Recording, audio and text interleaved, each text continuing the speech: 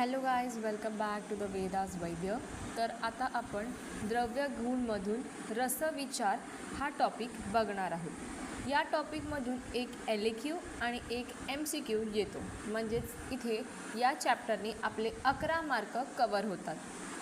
तर रस ह्याची डेफिनेशन काय आहे? रस्यते आस्वादते इति रसः चक्रदत्त टीका. रसेंद्रियाला जो विषय समजतो, ज्याचा आस्वाद घेता येतो, तो रस होय. म्हणजेच रसेंद्रिय म्हणजेच बेसिकली आपल्या टंगला ज्या गोष्टीचं सेन्सेशन होते किंवा जी टेस्ट समजते त्या टेस्टला आपण बोलतो बेसिकली रस. त्याच्यानंतर रस किती असतात तर त्याची संख्या आहे. रस हा आस्वादो अम्ल लवण तिक्ततोषण कषायकः. आपण हा फर्स्ट इयरमध्ये अष्टांग हृदय सूत्रस्थान पहिला अध्याय 14व्या श्लोकमध्ये बघितलं होतं की रस हे 6 असतात. मधुर, अम्ल, लवण, कटू, तिक्त, कषाय असे एकूण 6 रस असतात. त्याच्यानंतर आता आपण बघूया एक एक रस डिटेलमध्ये. जर तुम्हाला कुठलाही एक्झामला रस विचारला असेल तर सर्वात पहिला रसाची डेफिनेशन आणि रसाची संख्या आहे ती मेन्शन करा, मग दिलेल्या रसाबद्दल वर्णन करा. तर सर्वात प्रथम आपण बघूया मधुर रस. तर मधुर रसाची उत्पत्ती कशी होते? पृथ्वी सोम गुणो अतिरेकात मधुरो रसः. चरक सूत्रस्थान 26 अध्याय 40 श्लोक. तर मधुर रस आहे तर त्याचं पांचभौतिकत्व काय आहे तर पृथ्वी आणि जल अधिक्य. आता जर पृथ्वी असेल तर त्याच्यामध्ये गुण कुठले असतील? पृथ्वीचं काय आहे तर गुरुगुण त्याच्यामुळे येतो. जल अधिक्य आहे म्हणून तो शीत आहे, स्निग्ध आहे आणि पिच्छील आहे. सर्वात पहिला मधुर रसाची उत्पत्ती, मधुर रसाचे गुण. तर तत्र मधुरो रसः शीतगुरुश्च. चरक सूत्रस्थान 26 अध्याय 3रा श्लोक. तर काय गुण बघितले आपण? गुरु, शीत, स्निग्ध, पिच्छील. त्याच्यानंतर मधुर रस लक्षण हे अष्टांग हृदयानुसार केलेले आहेत लक्षणं. तर त्याचा श्लोक आहे तेषां विद्याद्रसं स्वादुं यो वक्त्रम अनुलिंपति अस्वादमानो देहस्य रुदनो अक्ष प्रसादनः प्रियः पिपलिकादी नाम. तर जो रस सेवन केला असता संपूर्ण मुखाला लेपन करतो, शरीरास तजेलदार बनवितो, इंद्रियांचे प्रसादन करतो, मुंग्या इत्यादी कीटकांना प्रिय आहे, तो मधुर रस होय. म्हणजेच असा रस जो पूर्ण मुखाचे काय करतो तर लेपन करतो, म्हणजे एक लेअर फॉर्म करतो किंवा सलायवा बेसिकली एक्सक्रीट करतो. शरीराला तजेलदार म्हणजेच बेसिकली आपल्याला मधुर रस सेवन केल्यानंतर आपल्या मनाला एकदम प्रसन्न वाटतं, आपल्याला खाल्यानंतर एकदम चांगलं वाटतं. त्याच्यानंतर असा रस जो मुंग्या आणि कीटकांना प्रिय आहे. म्हणजे आपण बघितलं असेल की जिकडे साखर वगैरे सांडलेली असेल, मधुर रस असतो, तिकडे मुंग्या लगेच लागतात. तर असा रस कोणता तर तो मधुर रस आहे. हे झाले मधुर रसाचे लक्षण. मधुर रसाचा विपाक हा मधुरच असतो. तर त्याचं वीर्य काय असते? शीत असते. त्याच्यामध्ये दोष बघितला तर तो वात आणि पित्तचं शमन करते आणि कफ वर्धक करते. कफवर्धक कसं तर त्याच्यात गुरुगुण आहे म्हणून कफाचं वर्धन करणार, कफाची वृद्धी करायचं काम करते. हे आपण पॉईंट्स बघितले. काय तर मधुर रसाची उत्पत्ती, पांचभौतिकत्व कुठलं आहे त्याच्यात? पृथ्वी आणि जल अधिक्य. गुण कुठले आहेत? गुरु, शीत, स्निग्ध, पिच्छील. रस मधुर रसाचे लक्षण काय काय आहेत तर असा रस जो सेवन केला असता मुखाला लेपन करतो, फर्स्ट पॉईंट. सेकंड पॉईंट आहे की शरीराला तजेलदार बनवतो. थर्ड पॉईंट आहे की इंद्रियांचे प्रसादन करतो. आणि चौथा पॉईंट असा आहे की जो मुंग्या आणि कीटकांना प्रिय आहे तो मधुर रस. त्याचा विपाक मधुर आहे, वीर्य शीत आहे आणि दोष बघायला गेले तर तो वात पित्त शामक आणि कफ वर्धक आहे. धातू मधून बघायला गेले तर तो ओजवर्धक आहे. म्हणजे सर्व धातूंचं पोषण व तर्पण झाल्यानंतर लास्टला ओजाचे सुद्धा वर्धन करतो मधुर रस. त्याच्यानंतर उपधातूंमधून बघितलं तर तो स्तन्यवर्धन आहे. म्हणजेच रसधातूचे तर्पण व वर्धन झाल्यानंतर स्तन्यजनन व स्तन्यवर्धनास मदत करतो. उदाहरणार्थ शतावरी, सारिवा आणि विदारी. तर धातूमधून गेलं तर तो दोन गोष्टी करतो. पहिली गोष्ट म्हणजे की तो ओजाचे वर्धन करतो. जेव्हा सगळे धातूचे जेव्हा पोषण होते आणि तर्पण होते तेव्हा लास्टला कुठला आपण धातू बघितलेला तर ओज धातू, त्याचेसुद्धा ते वर्धन करते. आणि दुसरी गोष्ट म्हणजे की ते उपधातू जे असतात, उपधातूमधून सुद्धा जो स्तन्य आहे तर त्या स्तन्याचं वर्धन करायचं काम करते. आणि त्यासाठी कुठले कुठले द्रव्य आहे तर बेसिकली शतावरी, सारिवा, विदारी हे सगळे द्रव्य आहेत. मलमधून बघायला गेलं तर तो सृष्ट मल प्रवृत्ती होते. गुरु, स्निग्ध इत्यादी पृथ्वी जल प्रधान गुणांनी सृष्ट मल प्रवृत्ती होते. तर सृष्ट मल प्रवृत्ती कशामुळे होते तर गुरु, स्निग्ध इत्यादी जे पृथ्वी आणि जल प्रधान हे गुण आहेत तर त्याच्यामुळे सृष्ट मल प्रवृत्ती होते. उदाहरणार्थ आम्र, गोधूम हे द्रव्य. मूत्र कसं असते तर बेसिकली मूत्र हे क्लेद व कफवर्धनाने मूत्रवर्धन होते. तर कोणामुळे ते क्लेद आणि कफवर्धन हे गुण असतात तर त्याच्यामुळे ते मूत्रवर्धनाचं काम करते. उदाहरणार्थ इक्षुरस, गोरशूर. इतर कर्म काय काय आहेत तर या इतर कर्मामधून तुम्ही कुठली पण 5-6 कर्मसुद्धा तुम्ही एक्झाममध्ये लिहिले तरी पण चालतील. पण हे जस्ट आपण इतकी कर्म जस्ट आपल्या माइंडमध्ये ठेवून देण्यासाठी ही सगळी कर्म तुम्ही एकदा वाचून घ्या. ह्याच्यातून एक्झामसाठी 5-6 कर्म लिहिली तरीसुद्धा चालतील. तर पहिला आहे आजन्म सातम्य असल्याने बालक, वृद्ध, शतशीर्ण अशा लोकांना हितकर आहे. तर हा जो मधुर रस आहे तो सर्वांसाठी हितकर आहे. लहान मुलांपासून ते वृद्ध व्यक्तीपर्यंत सगळ्यांसाठी हा रस आहे तो लाभदायक आहे. त्याच्यानंतर आयुष्यासाठी हितकर आहे. तर पहिलं काय आहे तर आजन्म सातम्य आहे हा रस. दुसरं काय आहे की आयुष्यासाठी हितकर आहे.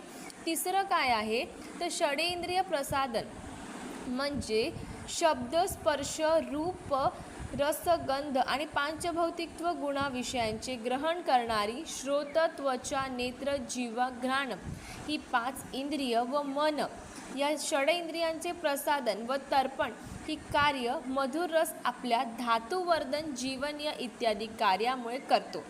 तर षडेंद्रिय प्रसादन म्हणजे 6 इंद्रियमधून कुठली तर जी 5 आहेत ती 5 ज्ञानेंद्रिय आणि एक मन ह्या दोघांना मिळून षडेंद्रिय ह्यांचे ग्रहण आणि तर्पण करण्याचे काम कोण करते तर मधुर रस करतो. त्याच्यानंतर चौथा आहे की हा बल्य आहे. बल्य म्हणजेच की सप्तधातूची वृद्धी करून धातू घटकास वाढलेल्या बलकर आहे. म्हणजेच बेसिकली हा काय करतो तर सर्व धातूंची पुष्टी करतो, सर्व धातूंना पोषण हे करतो. तर त्याच्यामुळे जे बल आहे ते वाढते. तर हा बल्यसुद्धा आहे. वर्ण्य म्हणजेच रक्तपित्तांचे प्रसादन हे कार्य झाल्याने हा वर्ण्यसुद्धा आहे. विषग्न तर धातू व ओजवर्धक असल्याने विषग्न आहे. ओजाचे गुण विषगुणांच्या विरुद्ध असल्याने ओजवृद्धी होऊन विषग्न कार्य करते.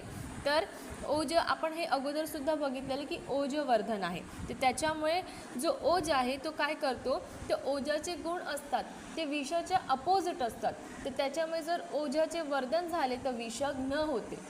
त्याच्यानंतर 7वा आहे तृष्ण दाह शामक म्हणजे तृष्ण किंवा बर्निंग सेन्सेशन म्हणजे दाह ह्यांचं शमन करण्याचं काम करतो मधुर रस. त्वच रक्तपित्त प्रसादन करून धातुवृद्धी व त्वच कार्य करते. तर हे काय करते पित्ताचं शमन करते. पित्त आणि रक्त हे दोन्ही कसे आहेत तर डायरेक्टली प्रपोर्शनल आहेत. म्हणजे जर रक्ताची वृद्धी झाली तर पित्ताची वृद्धी होते.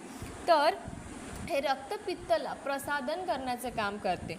त्याच्यानंतर केश्य म्हणजेच सप्तधातू वृद्धी करते, मज्जाचे पोषण करते व प्रसादरूप कफाची वृद्धी होऊन केसांच्या मुळांना स्थैर्य व बलकटी असल्याने केश्य कार्य करते. म्हणजेच हा जो मधुर रस आहे तो केसांना आपलं स्ट्रॉंग बनवण्याचं कामसुद्धा करतो. कंठ्य रस, मांस, मज्जावृत्ती व वात शमन होऊन कंठ कार्य करते. कंठ्य म्हणजेच बेसिकली काय करते तर रस, मांस आणि मज्जाची वृद्धी झाल्यामुळे व वात शमन झाल्यामुळे हे कंठ्याचे सुद्धा कार्य करते. जसं की खडीसाखर खाल्ल्याने कसं होते तर कंठ आहे म्हणजेच गळा मोकळा होतो. त्याच्यानंतर 11 तर्पण म्हणजे सप्तधातूंची वृद्धी, ओजवृद्धी, इंद्रियांचे प्रसादन करून शरीराला व मनाला तृप्त करण्याचे कामसुद्धा करते. तर हे झाले तर्पण. प्रीणीनं म्हणजे टवटवीत आणणारी किंवा सेवन केल्याबरोबर शरीराला उत्साहित करणारी, म्हणजेच ह्याला सेवन केल्याने शरीराला उत्साहित करणारी म्हणजेच मनाला एक आनंद देणारी, प्रसन्न करणारी भावना उत्पन्न करतो. बृहण म्हणजेच काय, तर बृहणम मांसवर्धनम म्हणजेच बृहण करण्याचे काम करतो. त्याच्यानंतर स्थैर्य कर, तर ह्याच्यामध्ये पृथ्वी गुणाचं अधिक्य आहे आणि पृथ्वी अधिक्य असल्याने हा स्थिरतासुद्धा एक उपलब्ध करतो. क्षीणतनाशक, धातू पोषण करून शरीर धातूंची झीज भरून काढून क्षीणता नष्ट करतो. क्षीण म्हणजेच काय, तर बेसिकली कमी झालेले किंवा क्षय झालेल्या गोष्टी नष्ट करून एक धातूला बृहण करण्याचे काम करतो हा. तर शतनाशक, उरह शतामध्ये मांस बलक्षय व धातुक्षय असतो तिथे धातूचं वर्धक आणि धातूचं पोषण करण्याचे काम करतो. हे झाले 16 पॉईंट याचे इतर कर्मांबद्दल. तर एकदा आपण परत बघूया. सर्वात पहिलं काय आहे की आजन्म सातम्य आहे, म्हणजे सर्व वयांसाठी हा योग्य आहे किंवा लाभदायक आहे. दुसरं आहे की आयुष्यासाठी हा हितकर आहे. तिसरं आहे की षडेंद्रियाचं प्रसादन करतो, म्हणजेच आपले 5 ज्ञानेंद्रिय प्लस मन ह्या दोघांचं प्रसादन करण्याचं काम करते षडेंद्रिय ग्रहण. त्याच्यानंतर बल्य म्हणजे शरीराला बल प्राप्त करून देण्यासाठी किंवा बल वाढवण्याचे काम करतो. हे झालं 4th पॉईंट. 5th आहे की वर्ण्याचं प्रसादन करतो, कारण रक्तपित्ताचे प्रसादन हे कार्य झाल्याने वर्णसुद्धा सुधारते. त्याच्यानंतर 6th विषघ्न, तर ह्याच्यामध्ये ओज धातूची वृद्धी झाल्याने ओज काय करतो, तर ओज हा विषाच्या अपोजिट काम करतो, तर त्याच्यामुळे हा विषग्नसुद्धा आहे. त्याच्यानंतर तृष्ण दाह शामक, म्हणजेच जी आपल्याला थर्स्ट आणि दाह म्हणजेच बर्निंग सेन्सेशन ह्यांना कमी करण्याचं काम करतो. त्वचा आहे, केश आहे, त्वचा आणि केसांसाठी चांगला आहे. तर कंठ आहे, त्याच्यानंतर मग तर्पण करण्याचे काम करतो. प्रीणीनं म्हणजेच मनाला उत्साहित करण्याचे काम करतो. बृहण, कारण ह्याच्यामध्ये गुरुगुण आहे म्हणून हा बृहण करण्याचे काम करतो. पृथ्वी अधिक्य आहे म्हणून हा स्थिरता म्हणजे स्थैर्य करा आहे. क्षीणता नाशक म्हणजे ज्या गोष्टींचा क्षय झालेला आहे त्या गोष्टींचा नाश करून त्याला बृहण करण्याचे काम करतो. क्षीणतानाशक आणि शतनाशक हे सर्व त्याचे इतर कर्म झाले. पण जर आपण अतियोग, आपण हे ऐकलेलं आहे की कुठल्याही गोष्टीचा अतियोग केला तर तो घातक ठरतो. तर जर अतियोग झाला मधुर रसाचा तर काय काय आपल्याला दिसते, तर मधुर रस जर अधिक प्रमाणात सेवन केला तर अरुची, अतिशय झोप येणे. का झोप येणे, तर ह्याच्यामध्ये आपण बघितलेलं की कफवर्धक आहे, म्हणजेच कफाला वाढवतो. तर कफाचं काय काय होतं की आलस्य, गौरवता हे सगळे होते. तर त्याच्यामुळे जर आपण मधुर रसाचे जास्त सेवन केले तर एक आपल्याला सुस्तीसारखी लागते, म्हणजेच आपल्याला अतिशय झोप येते, अंग जड वाटते, पोट भरल्याप्रमाणे वाटते, गळ्याचे रोग होतात. त्याच्यानंतर अरुची म्हणजेच आपल्याला भूक नाही लागत, कारण आपल्यामध्ये काय झालेलं आहे, कफवृद्धी झालेली आहे मधुर रस सेवन केल्याने. तर हे सगळे अतियोगाचे आपल्याला लक्षणे दिसतात. मधुर रस कर्म अपवाद. मधुर रसात्मक द्रव्य प्रायः कफकर असतात, परंतु जुने तांदूळ, सत्तू, मूग, गहू, मध, साखर व जांगल प्राण्यांचे मांस हे याला अपवाद आहेत, कारण ही द्रव्य कफवर्धन करत नाही. आपण एक बेसिक रूल काय बघितलेला होता, तर ह्याचे एक्सेप्शन आता बघूया. तर आपण बेसिक रूल हा बघितलेला होता की जो मधुर रस आहे तो काय करतो, कफवर्धन करतो, कफाला वाढवण्याचे काम करतो. पण ह्याचे एक्सेप्शन्स काय आहेत, तर जर जुने तांदूळ, सत्तू, मूग, गहू, मध, साखर, जांगल प्राण्यांचे मांस हे त्याला अपवाद आहेत, म्हणजे ही गोष्ट आहेत ती सुद्धा मधुर रसाची आहेत, पण हे सेवन केल्यानंतर कफाचे वर्धन होत नाही. तर हा त्याचा अपवाद झाला. मधुर रस गण, तर ह्याच्यामध्ये काय येतात, तर गूळ येते, फणस म्हणजेच पणस, मुद्रा म्हणजेच अतिबला, सालवण म्हणजे शालपर्णी, जीवक. तर हे झाले मधुर रस गण. इथे मधुर रस हा कंप्लीट होतो. एकदा आपण परत एकदा रिव्हिजन करूया मधुर रसाची. तर सर्वात पहिलं आहे की त्याची उत्पत्ती कशी होते, तर पृथ्वी आणि जल अधिक्य. त्याच्यानंतर मधुरसाचे गुण काय आहेत, तर गुरु, शीत, स्निग्ध, पिच्छील. मधुरसाचे लक्षण काय काय आहेत, तर असा रस जो सेवन केल्याने मुखाला लेपन करतो, शरीरास तजेलदार बनवतो, इंद्रियांचे प्रसादन करतो आणि मुंग्या आणि कीटकांना प्रिय आहे. त्याचा विपाक काय होता, मधुर. त्याचं वीर्य काय होतं, शीत. त्याच्यात दोष काय सांगितले, तर वात आणि पित्ताचं शमन करतो, तर कफाचे वर्धन करतो. धातूमधून बघायला गेले ते ओजाचं वर्धन करतो आणि उपधातूमधून स्तन्याचं वर्धन करतो. मल कसा आहे, तर सृष्ट मल प्रवृत्ती. का सृष्ट मल प्रवृत्ती आहे, तर गुरु आणि स्निग्ध गुणांमुळे ह्याचं सृष्ट मल प्रवृत्ती आहे. मूत्र, मूत्र वर्धन करायचे काम करतो, कारण हा क्लेद आणि कफवर्धनाने मूत्राला वर्धन करण्याचे काम करतो. इतर कर्म काय आहेत, तर 16 इतर कर्म आहेत. 16मधून सर्वात पहिला आहे की आजन्म सातम्य, सर्वावयांसाठी हा चांगला आहे. दुसरा आहे की आयुष्यासाठी हितकर आहे. तिसरा आहे षडेंद्रिय प्रसादन. चौथा आहे बल्य. पाचवा आहे वर्ण्य. सहावा आहे विषग्न. सातवा आहे तृष्ण दाह शामक. आठवा आहे त्वच. नववा आहे केश. 10वा आहे कंठ्य. 11वा तर्पण. 12वा प्रीणिन. 13वा बृहण. 14वा स्थैर्यकरम. 15वा शीणतनाशक आणि 16वा शतनाशक. हे झाले त्याचे इतर कर्म. जर ह्याचा अतियोग केला तर अरुची, अतिशय झोप येणे, अंग जड होणे, पोट भरल्याप्रमाणे वाटणे, गळ्याचे रोग, हे सगळे त्याचे अतियोग आहेत. तर ह्याचा अपवाद काय आहे की मधुरस हा बेसिकली प्रायतः हा काय करण्याचे काम करतो, कफाचे वर्धन करण्याचे काम करतो. पण ह्याला अपवाद कोण कोण आहेत, तर जुने तांदूळ, त्याच्यानंतर सत्तू, मूग, गहू, मध, साखर आणि जांगल प्राण्यांचे मांस हे ह्याला अपवाद आहेत. हे कफवर्धनाचे काम करत नाही. तर ह्याच्यामध्ये काय काय येते ह्याची गण, तर गूळ येते, फणस येते, अतिबला येते, सालवण येते आणि जीवक येते. तर आता आपण बघणार आहोत आम्लरस. आम्लरस उत्पत्ती. पृथ्वी, अग्नी, भूयिष्ठ, वाद, अमलहा. तर आम्लरसामध्ये कुठलं पांचभौतिकत्व असते, पृथ्वी आणि अग्नी महाभूत अधिक्य असते. आम्लरस गुण लघु, स्निग्ध, उष्ण. जरी हा उष्ण असला तरी पण स्पर्शाला हा शीत असतो. त्याच्यानंतर आम्लरसाचे लक्षण. अम्लः शालयति मुखम, हर्षणो रोमदंत नाम, अक्षिभ्रुव निकोचनः.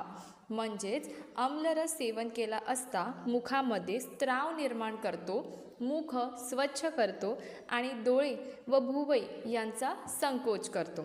तर काय होते, मुखामध्ये स्त्राव निर्माण करतो, मुखाला स्वच्छ करतो आणि डोळे आणि भुवई आहेत ह्यांचा संकोच करण्याचे कार्य करतो.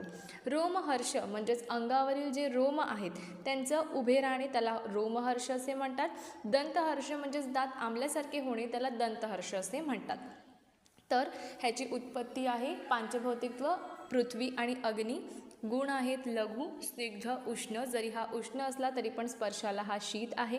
ह्याचे लक्षणं काय आहेत, तर हा मुखामध्ये स्त्राव निर्माण करतो, मुख स्वच्छ करतो, डोळे व भुवई यांचा संकोच करतो. रोमहर्ष म्हणजेच अंगावरील रोमांचं उभं राहणे आणि दंतहर्ष म्हणजेच दात आंबल्यासारखे होणे. त्याच्यानंतर आम्लरसाचा विपाक. तर आम्लरसाचा विपाक हा सुद्धा आम्लच असतो. वीर्य कसं असते, उष्ण असते. आता जर हा उष्ण वीर्याचा असेल म्हणजेच पित्ताची काय करणार, वृद्धी करणार. पित्ताची वृद्धी करतो आणि वात आणि कफ आहे त्यांना शांत करतो, त्यांचे शमन करण्याचे काम करतो. हे झाले त्याचा दोष. त्याच्यानंतर धातू. तर आता आपण बघितलेलं होतं की जर पित्ताची वृद्धी करतो तर पित्ताची वृद्धी करतो म्हणजेच रक्ताची सुद्धा वृद्धी करणार, कारण पित्त आणि रक्त हे डायरेक्टली प्रपोर्शनल आहेत. तर पित्त वर्धनाने रक्तवृद्धी करतो. धातवग्नी पचन सुधारल्याने धातुबल वाढते. गुरुस्निग्ध गुणांनी मांसवर्धन व बृहण कार्य होते. म्हणजेच बेसिकली रक्ताची वृद्धी करतो, त्याच्यानंतर धातूचे बल वाढवतो आणि मांसवर्धनाचे कार्य करतो. हे झाले धातूचे कार्य. मलमधून बघायला गेले तर मूत्रक्लेदनामुळे मलानुलोमन व मूत्रवृद्धी करतो. का, तर बेसिकली मूत्रक्लेदन आणि मलानुलोमनमुळे मूत्राची वृद्धी करतो, मूत्राचा वेग अजून जास्त वाढवतो. स्वेद. आता ह्याच्यामध्ये उष्ण गुण आहे. उष्ण गुण असल्यामुळे हा स्वेद प्रवर्तक आहेत, म्हणजेच स्वेद अजून वाढवणार आहे, स्वेदाची वृद्धी करणारा आहे. इतर कर्म. आता ह्याचे इतर कर्म काय काय आहेत? तर पहिलं आहे रोचन. रोचन म्हणजेच काय की मुख शोधन व जिव्हा शोधन करून रुची आणतो. म्हणजेच आपल्याला सुद्धा जर आम्ल रस सेवन केलं, जसं काही चिंच वगैरे आपण खाली, तर काय करतो की आपल्याला अजून खावी अशी वाटते, म्हणजेच रुची आणतो. तर पहिलं काय झालं रोचन. दुसरं आहे अग्निदीपन. अग्निदीपन कशामुळे करतो? तर त्याच्या उष्ण गुणामुळे तो अग्निदीपन करण्याचे काम करतो.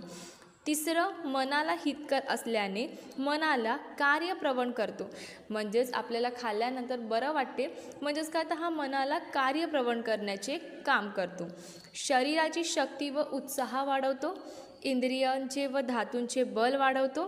वातानुलोमन करतो. स्निग्ध आणि उष्ण असल्यामुळे काय करतो? तर वाताचे अनुलोमन करण्याचे काम करतो. रोचन करतो म्हणजेच मुखाचे शोधन व जिव्हा शोधन करून रुची आणतो. अग्निदीपन करतो, मनाला हितकर आहे.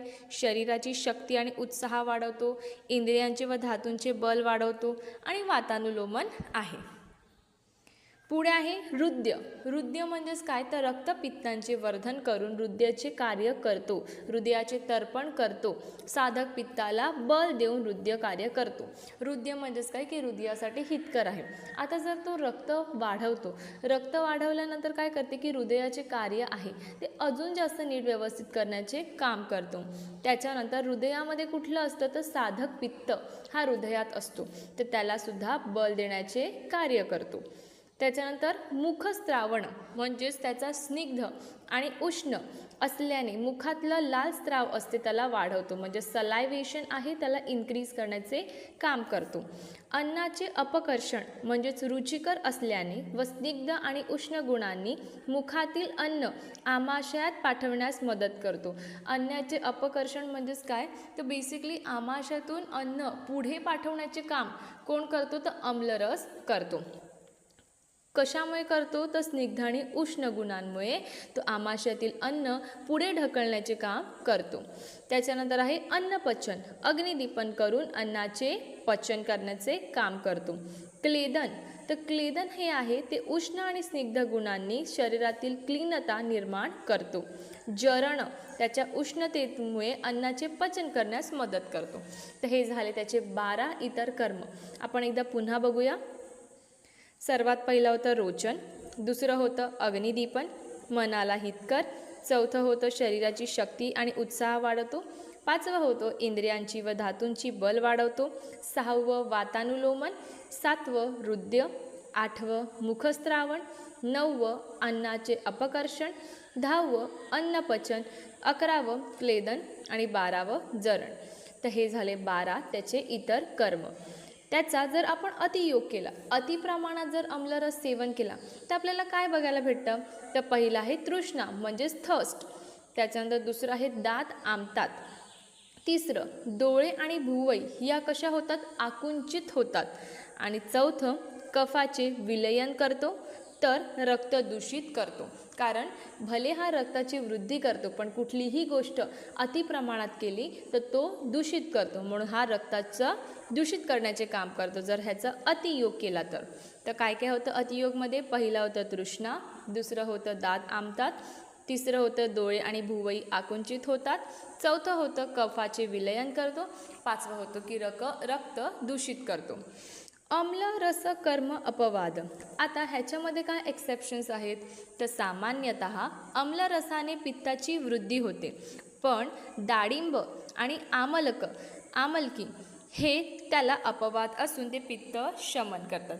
म्हणजे आपण बघितलेलं होतं की पित्ताची वृद्धी करतो, पित्ताला वाढवण्याचे काम करतो आम्लरस, पण डाळिंब आणि आमलकी हे दोन्ही पण ह्याला अपवाद आहेत. हे दोन्हीसुद्धा जे पित्ताचं वर्धन म्हणजे पित्त वाढवण्याचे कार्य करत नाही, ते पित्ताचे शमन करण्याचे काम करतात. कोण तर डाळिंब आणि आमलकी. त्याच्यानंतर आहे अम्लगण.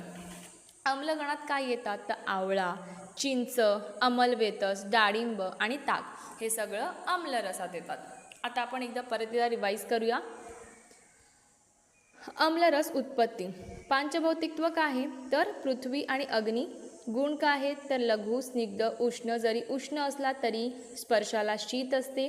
त्याचे लक्षण काय आहे तर मुखामध्ये स्त्राव निर्माण करतो, मुख स्वच्छ करतो, डोळे आणि भुवई यांचा संकोच करतो, रोमहर्ष म्हणजेच अंगावरील रोमांच उभे राहणे, दंतहर्ष म्हणजेच दात आंबल्यासारखे होणे, विपाक काय आहे ह्याचा अम्ल, वीर्य काय आहे उष्ण, दोष काय आहेत वातशमन, कफशमन आणि पित्तवृद्धी म्हणजेच वात आणि कफाचं शमन करतो तर पित्ताची वृद्धी करतो, धातूमधून रक्ताची वृद्धी करतो, धातूचे बल वाढवतो आणि मांसवर्धन करतो, मलमधून काय करतो तर मूत्रक्लेदनामुळे मल अनुलोमन करतो आणि मूत्राची वृद्धी करतो, स्वेद प्रवर्तक आहे.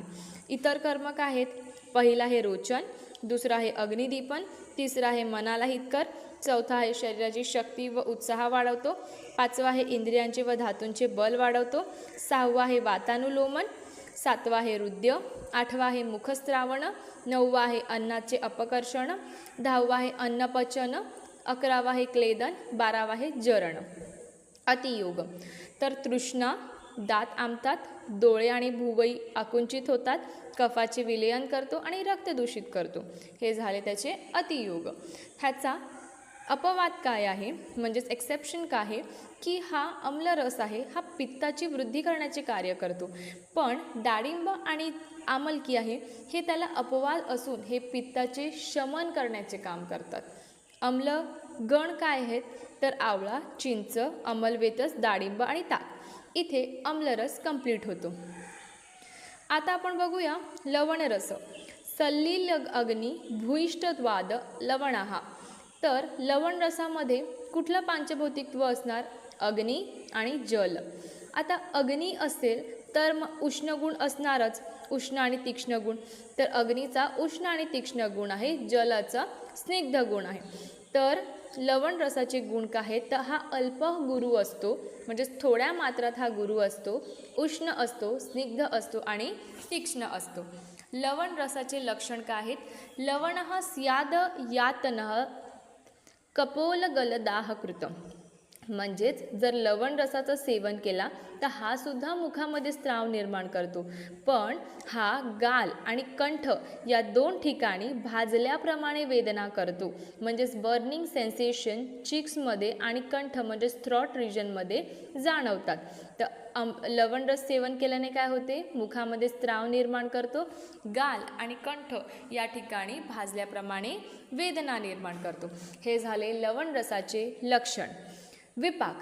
लवण रसाचा विपाक कुठला असतो मधुर असतो, वीर्य उष्ण असते, दोष काय असते तर वाताला कमी करण्याचे आणि कफ आणि पित्ताला वाढवण्याचे कार्य असते. वातघ्न आणि कफ पित्त वृद्ध हे त्याचं दोषकर्म असते.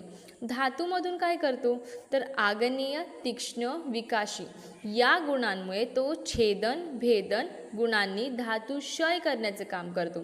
धातूची वृद्धी लवणरस करत नाही, तो फक्त धातूचा क्षय करण्याचं काम लवणरस करतो. त्याच्यानंतर मलमूत्र वात. तर हा सुद्धा सृष्टवीण मूत्रवात आहे. का सृष्टवीण मूत्रवात आहे तर ह्याच्या गुरु, स्निग्ध आणि सर या गुणांमुळे हा सृष्टवीण मूत्रवात आहे. स्वेद. आता उष्ण गुण जिथे पण दिसला म्हणजे तो स्वेद प्रवर्तक असणारच, म्हणजे स्वेदला वाढवण्याचे काम करणार.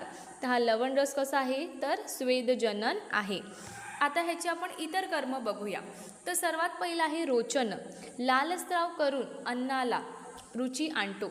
आता आपण बघितलं की जर मीठ टाकलं तरच अन्नाला रुची येतं. तर सर्वात पहिलं त्याचं काय काम आहे रोचन करणं. दीपन करणं.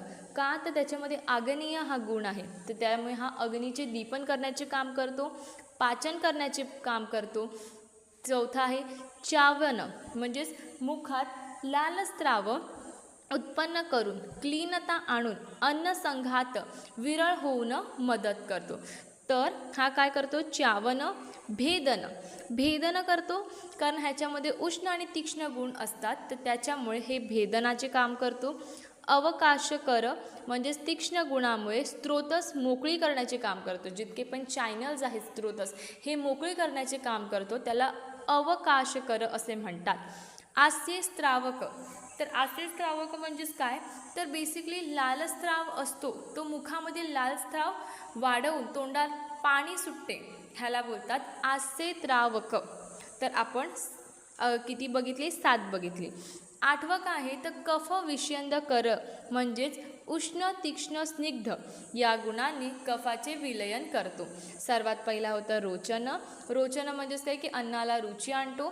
दुसरं आहे दीपन, अग्निदीपनचं काम करतो. पाचन तर बेसिकली आम पचन किंवा तीक्ष्ण गुणांनी तो आमाचे पाचन करतो.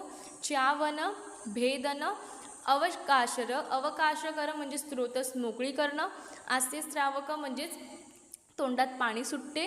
कफ विषयंत कर म्हणजेच कफाचे विलयन करतो. त्याच्यानंतर आहे शरीर अव्यय मृदूकरण म्हणजे शरीरातले जे अव्यय आहेत त्यांना मृदुता म्हणजे सॉफ्ट करण्याचे काम करतो. बंधहर म्हणजेच जे पण बंध असतात किंवा अडथळे असतात मलांचे त्यांना नष्ट करतो. बंधहर म्हणजेच काय जे मल असते त्यांच्यामध्ये बंध म्हणजेच अडथळा असतो तो नष्ट करण्याचे काम करतो. हे झाले 10 इतर कर्म लवण रसाचे. आपण एकदा पुन्हा बघूया. सर्वात पहिलं काय होतं? रोचन, अग्निदीपन, पाचन, च्यावन, भेदन, अवकाशकर म्हणजेच काय तर बेसिकली स्त्रोतस मोकळी करणे. आस्यस्रावक म्हणजेच तोंडाला पाणी सुटणे. कफ विषयंदर करणे म्हणजेच कफाचे विलयन करणे. शरीर अव्यय मृदूकरण आणि बंधहर म्हणजेच मलाचे बंध ह्याला नष्ट करणे. हे झाले 10 इतर कर्म. आता जर अतियोग केला, लवण रस अतियोग प्रमाणात घेतला तर काय होते? तर सर्वात पहिला आहे तृष्णा, थस, केस पिकणे व गळणे, दात गळून पडणे, सूज येते, वैवरणे उत्पन्न होते, मांसपेशी विकृत होतात. म्हणून असं बोलतात की मीठ आहे हे जास्त प्रमाणात सेवन नाही करायचे, कारण त्याच्यामुळे जे केस आहेत ते पिकतात, केस गळतात, हेअरफॉल वगैरे ह्या सगळ्या समस्या जर लवण रस म्हणजेच आपलं जे मीठ आहे त्याला जर अतिप्रमाणात सेवन केले तर हे आपल्याला दिसून येते. तर काय काय होतं अतियोगमध्ये? तृष्णा, केस पिकणे व गळणे, दात गळून पडणे, सूज येते. सूज येते का? तर बेसिकली सूज येण्याचे कारण आहे की गाल आणि कंठ ह्या ठिकाणी तो भाजल्याप्रमाणे वेदना करतो. तर त्याचं अतिसेवन केलं तर ऑब्व्हियसली तिकडे सूज येणारच. तर सूज येण्याचे काम होते आणि वैवरणे उत्पन्न होते. मांसपेशी विकृत करण्याचे काम करते. हे झाले त्याचे अतिसेवनामुळे. लवण रस कर्म अपवाद.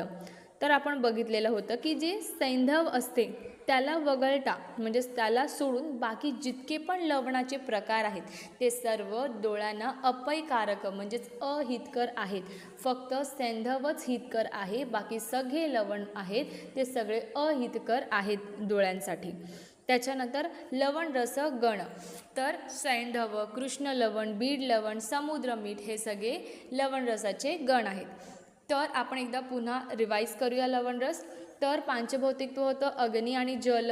गुण काय होतं? अल्पगुरू, उष्ण, स्निग्ध, तीक्ष्ण. लवण रसाचे लक्षण काय होतं? तर मुखामध्ये स्त्राव निर्माण करतो. गाल आणि कंठ ह्या ठिकाणी जणू बाजल्यासारख्या वेदना निर्माण करतो. विपाक ह्याचा आहे मधुर. वीर्य आहे उष्ण.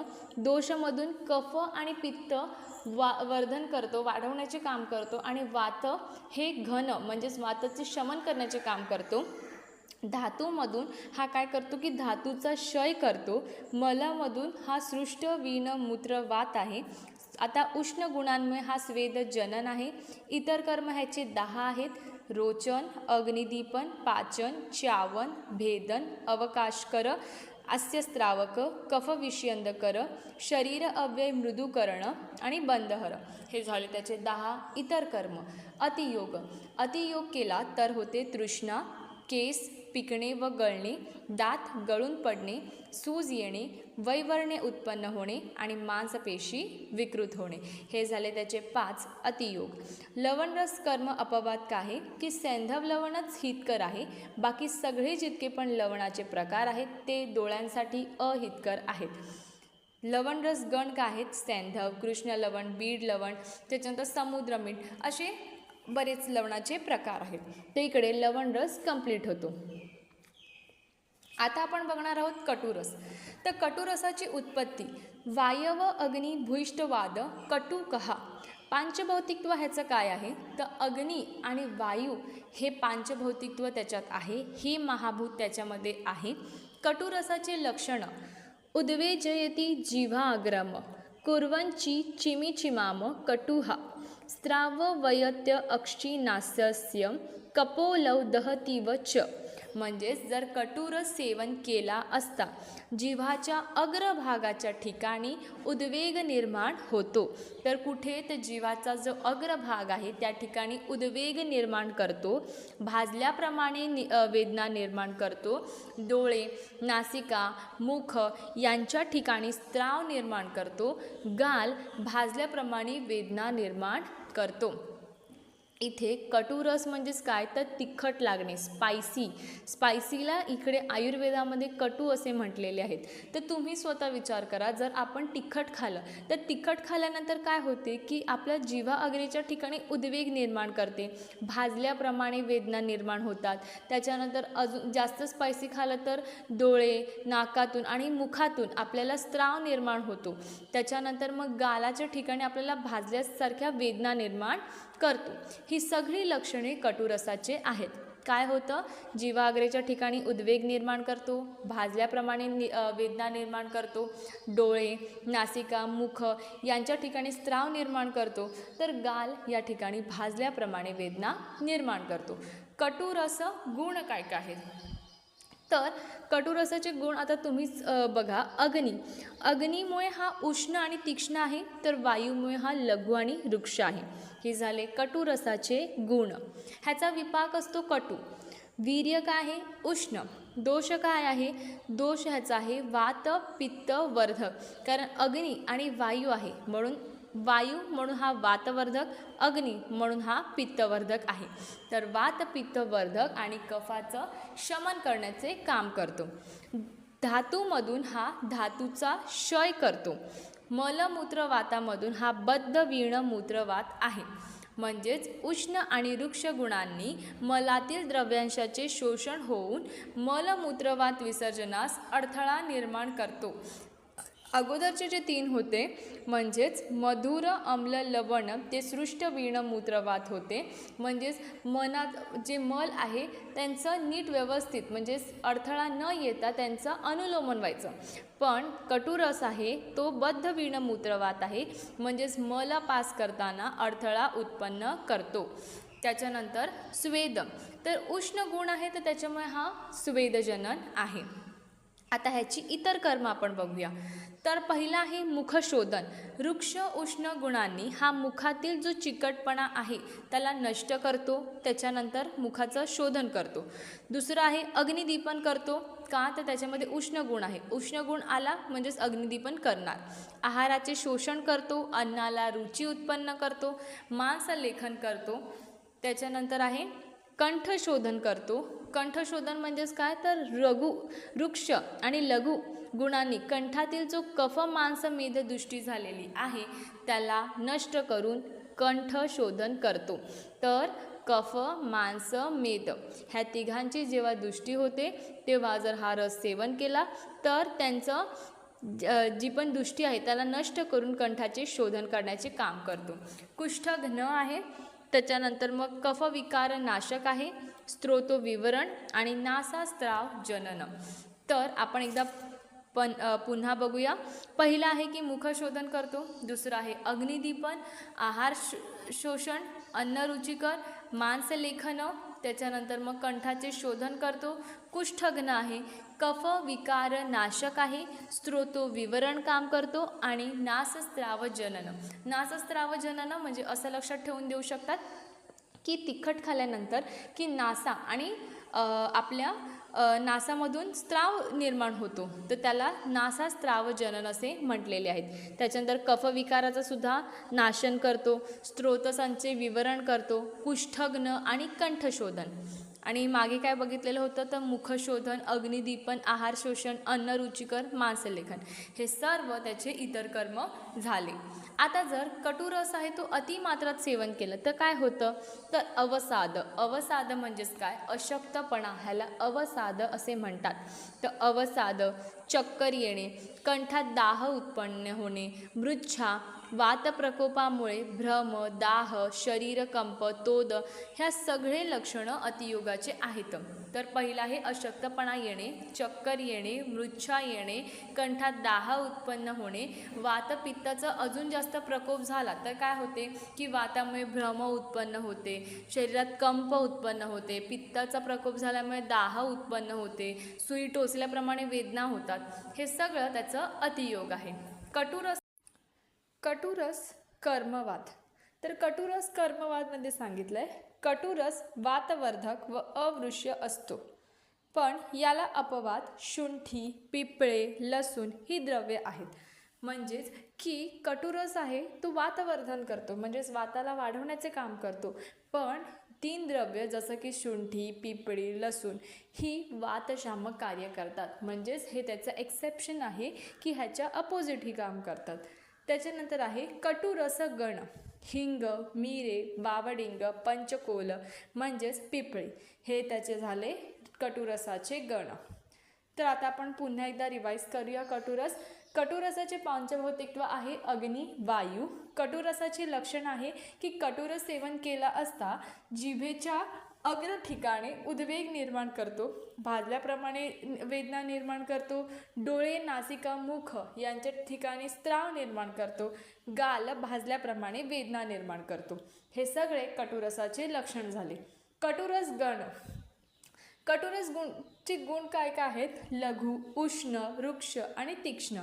कटुरसाचा विपाक हा सुद्धा कटूच आहे. वीर्य उष्ण आहे. दोष वात आणि पित्त वर्धक करतो तर कफाला शामक आहे. धातूमधून तो धातूचा क्षय करतो. मलमूत्र वातामधून बद्धवीर्ण मूत्रवात आहे, म्हणजेच मल पास करताना त्याच्यामध्ये अडथळा निर्माण होतो. स्वेद आता त्याच्यात उष्ण गुण आहे, त्याच्यामुळे तो स्वेद जनन आहे.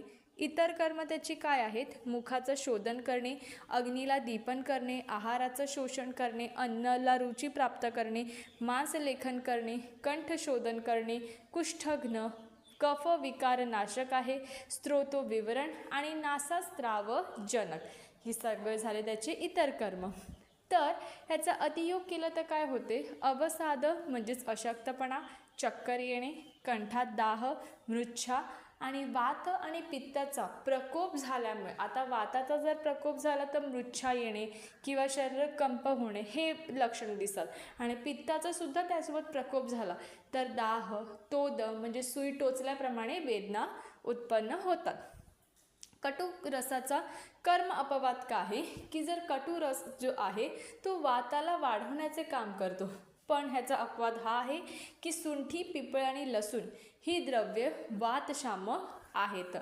कटुरस गण हिंग, मिरे, बावडिंग, पंचकोळ म्हणजेच पिपळी हे सगळे त्याचे गण झाले.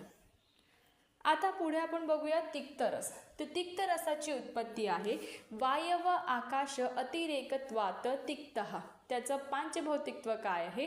तर तिक्तरस आहे त्याचं पंचमहाभूत आहे वायू आणि आकाश. तिक्तरसाचे गुण आहेत लघु, उष्ण, रुक्ष, विशद. आता वायूचे काय आहेत? लघु आणि रुक्ष. त्याच्यानंतर उष्ण, विशद हे सर्व त्याचे गुण झाले. तिक्तरसाचे लक्षण काय आहे?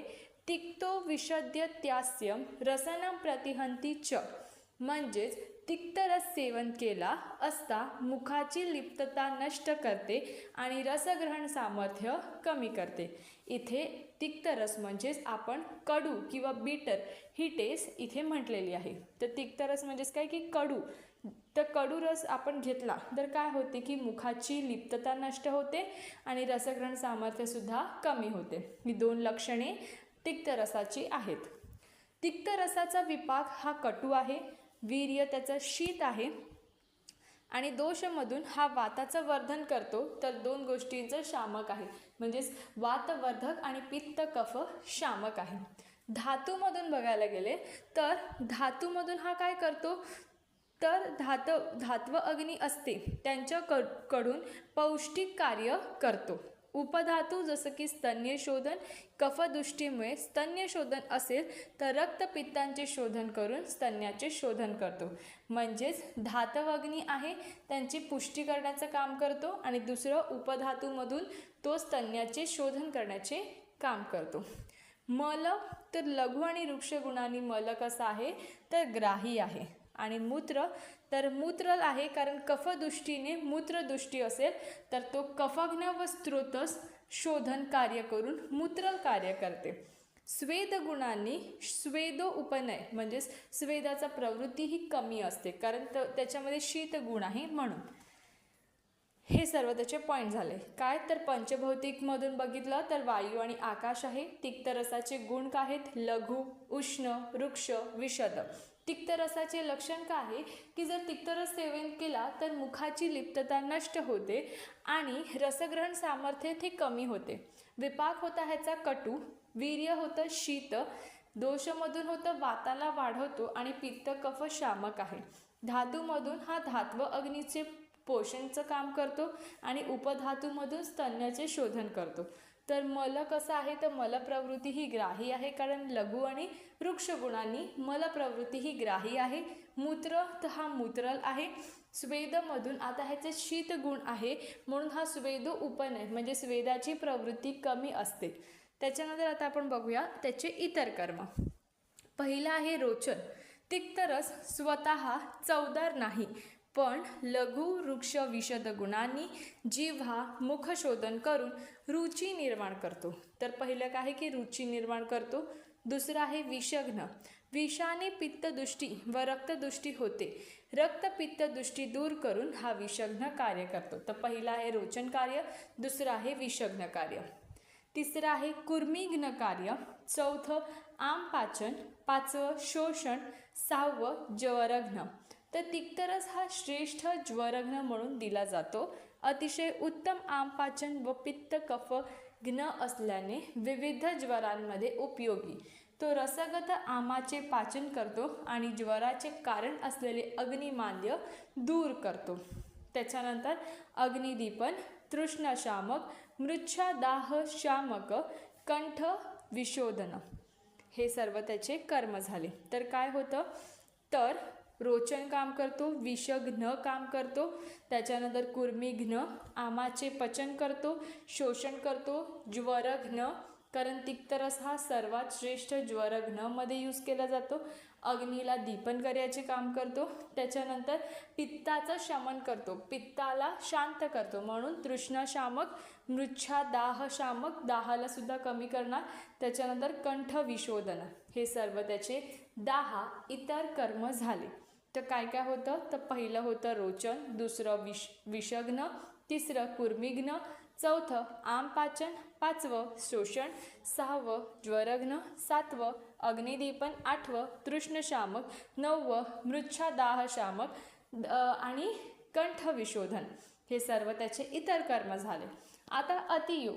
जर तिक्तरस जर अतिसेवन केला तर काय होते की मुख कोरडे पडते, ग्लानी येते, शरीर कंप होते, शिरः शूल टोचल्याप्रमाणे वेदना होतात, तोंड वाकडे होते, अर्दित. तर अतियोग केला तर काय होते की मुख कोरडे पडते, कारण ह्याच्यामध्ये काय आहे की वाताचं वर्धन होते, वात दोषाचं जास्त वृद्धी होते. तर वात दोष जास्त वाढला तर काय होते तर बेसिकली रुक्षता निर्माण होते, म्हणून तोंड आहे ते कोरडं पडणे, ग्लानी येते, शरीर कंप होते, शिरः शूल टोचल्याप्रमाणे वेदना होतात, त्याच्यानंतर मग अर्दित म्हणजेच फेशियल पॅरालायसिस सुद्धा होते त्याच्या अतियोगाने. तिक्तरसगण काय आहेत? कडुनिंब, गुळवेल, हळद, चंदन, वेखण हे झाले तिक्तरसगण. आता आपण पुन्हा एकदा रिवाईज करूया तिक्तरस. तर तिक्तरसाचे पंचभौतिकत्व होतं वायू आणि आकाश. तिक्तरसाचे गुण होते लघु, उष्ण, विशद, वृक्ष. तिक्तरसाचे लक्षण काय होते? तिक्तो विशद त्यास्य रसनं प्रतिहंती च, म्हणजे जर तिक्तरस सेवन केला असता मुखाची लिप्तता नष्ट होते आणि रसग्रहण सामर्थ्य कमी करतो. त्याचा विपाक आहे कटू, त्याचं वीर्य आहे शीत, त्याचा दोषमधून बघितलं तर वाताला वर्धन करतो, पित्त आणि कफ शामक आहे, धातूमधून धात्व अग्नीची पुष्टी करण्याचे काम करतो, उपधातूमधून स्तन्याचे शोधन करतो, मल प्रवृत्ती ग्राही आहे. का ग्राही आहे? लघु आणि वृक्ष गुणांनी. मूत्र तर मूत्र प्रवृत्ती ही मूत्रल आहे. स्वेदमधून शीतगुण असल्यामुळे तो स्वेद उपज्ञेय आहे. इतर कर्मांमध्ये काय आहे तर रोचन, विषघ्न, कुर्मिघ्न, आमपाचन, शोषण, ज्वरघ्न, अग्निदीपन, मुखशोधन, तृष्णशामक, मूर्च्छादाहशामक आणि कंठ विशोधन. तर ही सर्व 10 त्याची इतर कर्म झाली. अतियोग केला तर काय होते? मुख कोरडे पडणे, ग्लानी येणे, शरीरकंप, शिरः शूळ टोचल्याप्रमाणे वेदना आणि अर्दित म्हणजेच फेशियल पॅरालायसिस. तिक्त रसाचे गण काय आहेत? कडुनिंब, गुळवेल, हळद, चंदन, वेखंड. आता आपण बघणार आहोत कषाय रस. तर कषाय रसाची उत्पत्ती पवन पृथ्वी व्य अतिरेकात कषाय. ह्याचं पांचभौतिकत्व काय आहे? वायू आणि पृथ्वी. तर वायू आणि पृथ्वी ही 2 सांगितलेले आहेत. कषाय रस गुण काय आहेत? तर वृक्ष आणि शीत. चरक मते लघु आणि वाग्भट मते गुरु सांगितलेलं आहे. तर कषाय रसाचे गुण आहेत वृक्ष, शीत. चरक मते काय आहे तर लघु आणि वाग्भट मते गुरु असं कषाय रसाला सांगितलेलं आहे. कषाय रसचे लक्षण आहेत कषायो जडीय जीवाम कंठस्त्रोत विबंधकृत. म्हणजेच कषाय रसाचं सेवन केलं असता जीभ आहे ती जड होते, तसेच कंठ संबंधित स्त्रोतसांचे अवरोध निर्माण करतो. तर काय आहे की जीभ आहे ती जड होते आणि कंठ संबंधित जितके पण स्त्रोतस आहेत त्यांच्यामध्ये अवरोध निर्माण करण्याचे कार्य करते. जिव्हा जड होणे म्हणजे नक्की काय? तर जिभेला चव न कळणे म्हणजे टेस्ट कळत नाही. बोलण्यामध्ये बाधा निर्माण होते. तर ह्या 2 गोष्टी आहेत की जिव्हा जड होणे म्हणजे. तर कषाय रसाचं सेवन केलं असता काय होते की जीभ आहे ती जड होते. जीभ जड होणे म्हणजे नक्की काय? तर जिभेला चव कळत नाही आणि दुसरं बोलण्यामध्ये बाधा निर्माण होतात. ही 2 लक्षण त्यांनी सांगितलेले आहेत. अजून काय आहे तर कंठ संबंधित म्हणजे थ्रोट रिजनच्या रिलेटेड जितके पण स्त्रोतस आहेत त्यांच्यामध्ये अवरोध निर्माण करतो. तर हे झाले कषाय रसाचे लक्षण. त्याचं विपाक आहे कटू. कारण कटू विपाक कोणाचं होतं तर कटू, तिक्त, कषाय ह्या तिघांचं विपाक हे कटूच आहे. वीर्यक आहे, शीत आहे, दोषक आहे, वातवर्धक, कफ, पित्त, शामक. मागे आपण सुद्धा बघितलेलं होतं तिक्तरस. तर तिक्त आणि कषाय ह्या दोघांमध्ये हे दोन्ही पण वातवर्धन करतात आणि कफ, पित्त, शामक आहेत. धातूमध्ये काय करतात तर धातूंना संधानकर बनवण्याचे कार्य करतात. म्हणजेच धातूंच्या गतीला अडथळा, स्तंभन, रक्तस्तंभन व धातू संधानकार हे कार्य कषाय रस करतो. मलमूत्रामधून काय करतो तर बेसिकली मलमूत्र आणि स्वेद या तिघांचे स्तंभन करण्याचे काम करतो. तर पांचभौतिकत्व काय होतं? वायू आणि पृथ्वी. कषाय रसाचे गुण काय होते? वृक्ष, शीत. चरक मते लघु, वाग्भट मते गुरु. कषाय रसाचे लक्षण काय होतं की कषाय रस जर आपण सेवन केला तर जी जीभ आहे ती जड होते. जीभ जड होते म्हणजेच की जिभेला चव कळत नाही आणि बोलण्यामध्ये बाधा निर्माण होते. कंठसंबंधित जितके पण स्त्रोतस आहेत त्यांच्यामध्ये अवरोध निर्माण करतो. विपाक ह्याचा कटू आहे. वीर्य शीत आहे. दोषमधून बघितलं तर वाताचं वर्धन करतो. कफपित्त शामक आहे. धातूमधून काय करतो तर धातूमध्ये स्तंभन, रक्तस्तंभन, गतीला अडथळा करतो आणि धातू स्तंभन कारक आहे. मलमूत्र स्वेद ह्यांचे सुद्धा स्तंभन करतो. इतर कर्म काय आहेत तर सर्वात पहिला आहे संग्राही. शीतवीर्याने व वृक्षत्वाने द्रव्याचे शोषण होऊन संग्राही हे कार्य आहे. तर सर्वात पहिलं काय आहे की संग्राही. कुठल्या गुणांमुळे तो संग्राही आहे तर शीतवीर्याने आणि वृक्षत्वाने द्रव्याचे शोषण करतो. शीतवीर्याने आणि वृक्षत्वाने द्रव्याचे शोषण करतो आणि संग्राही हे कार्य करतो. संधानकर तर शीतवीर्याने रक्तस्तंभन, रक्तसंधानकर, भगनसंधानकर म्हणजेच अस्थि व इतर धातूंचे संधान करतो. म्हणजेच जोडतो. तर संधानकर म्हणजेच काय तर शीतवीर्याने रक्तसंधानकर, रक्तसंधानकर त्याच्यानंतर मग भगंदसंधानकर म्हणजेच अस्थि व इतर धातू आहे त्याने जोडण्याचे कार्य करतो. तर पहिलं होतं संग्राही, दुसरं आहे संधानकर, तिसरं आहे वर्णपीडन. वर्णातील क्लेद व स्रावांचे ओढा बसून अन्यत्र वहन करतो. तर वर्णपीडन हे त्याचं तिसरं कार्य झालं. त्याच्यानंतर वर्णरोपण, वृक्षत्वाने वर्णातील स्राव, क्लेद, दुष्ट रक्त यांचे शोषण करून वर्ण स्वच्छ करतो, आकुंचित करतो आणि वर्णाचे रोपण करण्याचे कार्य करतो. त्याच्यानंतर क्लेदो शोषण, तर शरीरातील क्लेदाचा वृक्षत्वाने शोषण होते. म्हणजे त्वचा आहे ती बेसिकली त्याच्यामध्ये वृक्षगुण अधिक वाढलेला असतो, त्यामुळे त्याचं शोषण करण्याचे काम करतो. तर काय काय होतं, संग्राही, संधानकर, त्याच्यानंतर मग वर्णपीडन, वर्णरोपण, क्लेद शोषण. त्याच्यानंतर 6वं आहे आमस्तंभन, त्वक प्रसादन, प्रशमन, लेखन, स्तंभन. तर आमस्तंभन म्हणजेच काय, तर स्तंभन गुणांनी शरीरातील आम संचित होते. तर कुठल्या गुणांनी शरीरातील आम संचित होते, स्तंभन गुणांनी शरीरातील आम संचित होते. त्वक प्रसादन म्हणजेच त्वचेच्या ठिकाणी प्रसादन स्वच्छ होणे आणि त्याचे पोषण हे काम करणे. प्रशमन, तर रक्त, पित्त व कफ ह्यांचे शमन करतो. लेखन, लेखन म्हणजेच काय, तर बेसिकली लघु वृक्ष गुणांनी अतिरेक कफ आणि मेद असेल त्यांचे लेखन करण्याचे काम करतो. स्तंभन, दोष, धातू, मल यांचे स्तंभनचे कार्य करतो. तर काय काय होते, संग्राही, संधानकर, वर्णपीडन, वर्णरोपण, क्लेद उपशण, आमस्तंभन, त्वक प्रसादन, प्रशमन, लेखन, स्तंभन. ही झाली त्याची 10 इतर कर्मे. आता ह्याचा अतियोग केला तर काय होते, हृदयशूल, पोटात गुबारा, वातदृष्टीने त्वचा काळसर होते, अवष्टंभामुळे गतिरोध होतो, कारण ह्याच्यात हा वातवर्धक आहे.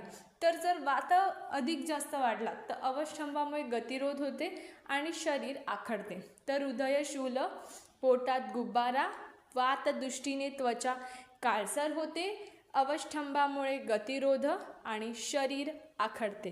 हे सर्व त्याचे अतियोग आहे.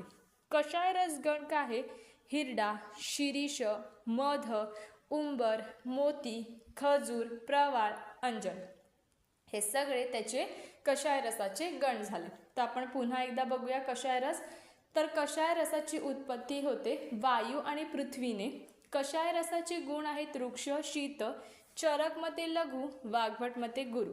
कषाय रसाचे लक्षण काय आहे की कषाय जाडे जिव्हा, कंठस्त्रोत बंधकृत. म्हणजे जर कषाय रसाचे सेवन केले तर जीभ जड होते. जीभ जड होते म्हणजे नक्की काय, तर जिभेला चव कळत नाही आणि बोलण्यामध्ये बाधा निर्माण होते. कंठसंबंधित जितके पण स्त्रोतस आहेत त्यांचा अवरोध करण्याचे कार्य करतो. विपाक काय आहे, कटू. वीर्य आहे, शीत. दोष काय आहेत, वाताचे वर्धन करतो आणि कफपित्त शामक आहे. धातूमधून हा काय करतो, संधानकर करतो, रक्तस्तंभन करतो आणि गतीला अडथळा निर्माण करतो. मल, मूत्र, स्वेद ह्या तिघांचं सुद्धा स्तंभन करण्याचे काम करतो.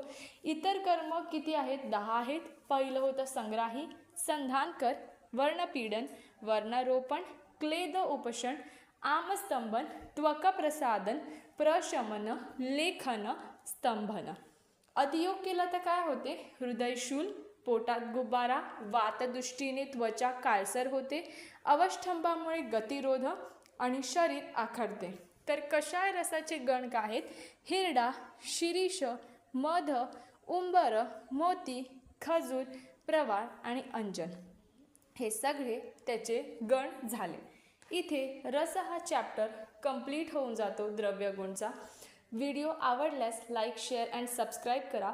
तुम्हाला जर पुढचे कंटेंट पाहिजे तर खाली कमेंट सेक्शनमध्ये तुम्ही नक्की टाका की कुठल्या चॅप्टर रिलेटेड तुम्हाला अजून पुढे व्हिडिओज पाहिजेत. आणि या चॅप्टर्सच्या रिलेटेड किंवा इतर चॅप्टर्सच्या रिलेटेडसुद्धा तुम्हाला नोट्स खाली टेलिग्राम चॅनल आहे, लिंकमध्ये मी मेन्शन करते, तिकडे जाऊन तुम्ही जॉईंट व्हा. तिकडे तुम्हाला सगळे नोट्स आहेत, ते सगळे नोट्स भेटून जातील.